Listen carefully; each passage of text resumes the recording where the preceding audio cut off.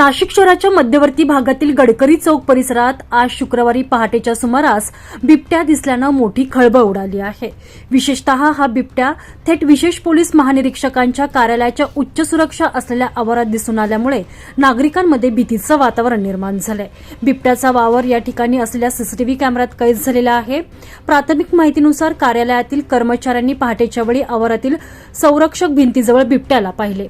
या घटनेची माहिती तात्काळ पोलीस नियंत्रण कक्ष आणि वनविभागाला कळवण्यात आली। वनविभागाचे एक विशेष पथक तातडीने घटनास्थळी दाखल झाले।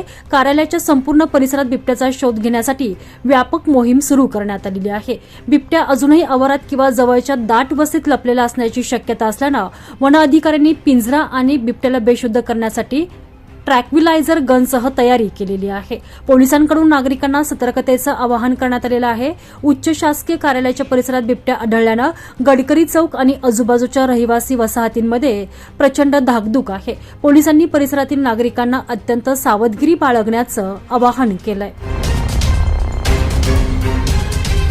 योगेश सगर, नाशिक रिपोर्ट न्यूज, नाशिक।